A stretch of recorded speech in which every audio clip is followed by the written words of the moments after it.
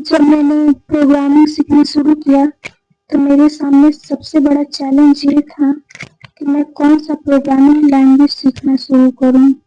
आप लोगों की तरह मैं भी बहुत कंफ्यूज थी कि कौन सा लैंग्वेज चूज करूं, पाइथन, सी प्लस प्लस या जावा।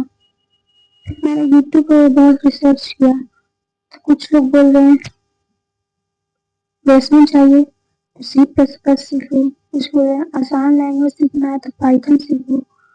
मैं बहुत कंफ्यूज थी कि कौन सा लैंग्वेज चूज करूँ, आखिर तो करूँ क्या।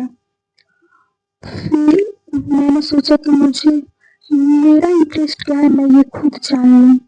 तो मुझे मेरा इंटरेस्ट तो पता था कि मुझे एंड्रॉयड डेवलपमेंट और वेब डेवलपमेंट करना है। फिर मैंने उस हिसाब से तीनों पर रिसर्च करना स्टार्ट किया, कौन फ्यूचर में किस लिए यूज होता है, पाइथन किस लिए फ्यूचर में यूज होता है, सी प्लस प्लस किस लिए फ्यूचर में यूज होता है और जावा किस लिए फ्यूचर में यूज होता है। तीनों का मैंने डिटेल वीडियो देखा और उस हिसाब से मैंने डिसाइड किया मेरे इंटरेस्ट को ध्यान में रखते हुए, क्योंकि टाइम वेस्ट करने का कोई मतलब है तो नहीं कि अगर आप अभी टाइम वेस्ट कर दें इस लैंग्वेज को सीखने। अगर हम कोई लैंग्वेज सीख रहे हैं तो जरूर अपने फ्यूचर को लेकर ध्यान में रख कर ही सीख रहे हैं। तो मैंने तीनों पे रिसर्च किया तो मुझे पता चला कि सी प्लस प्लस से हम कॉम्पिटिटिव प्रोग्रामिंग कर सकते हैं या प्रोडक्ट बेस्ड कंपनी के कोडिंग राउंड निकाल सकते हैं। सी प्लस प्लस थोड़ा डिफिकल्ट होता है पढ़ने में। और जावा जावा एंड्रॉयड ऐप डेवलपमेंट में काम आता है, वेब बैकएंड में काम आता है। जावा थोड़ा as compare to C plus plus आसान होता है पढ़ने में। इसका जावा का थोड़ा बड़ा कोड होता है,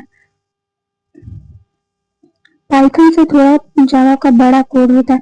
जो पाइथन का कोड हम लोग एक लाइन में लिख सकते हैं वही जावा में हमें 5 से 6 लाइन में लिखना पड़ेगा।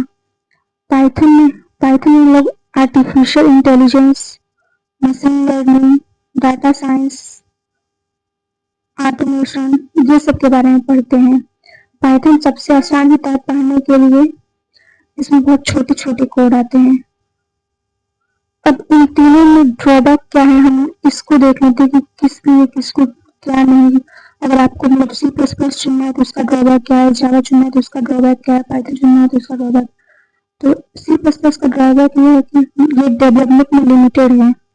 जावा बड़ा कोड है इसका, मतलब जावा का सिंटेक्स बहुत लंबा लंबा होता है। और पाइथन एग्जीक्यूशन में स्पीड बहुत कम है, मतलब जहाँ हमें एग्जीक्यूट करना होगा, जैसे हम हैकाथॉन में पार्टिसिपेट करते हैं तो ये हमें बहुत कहीं एग्जीक्यूट करना होगा तो बहुत टाइम लेगा। इसलिए फिर मैंने मेरा इंटरेस्ट एंड्रॉइड ऐप डेवलपमेंट और वेब डेवलपमेंट में है तो मैंने जावा को अपना पहला प्रोग्रामिंग लैंग्वेज चूज किया, क्योंकि एंड्रॉइड ऐप डेवलपमेंट का भी जो शुरुआत हुआ था वो जावा से ही हुआ था। आजकल कोटलिन लोग यूज करते हैं, लेकिन कोटलिन सीखने के लिए मतलब लोग का जो है जावा का बेस स्ट्रॉन्ग होना जरूरी नहीं है।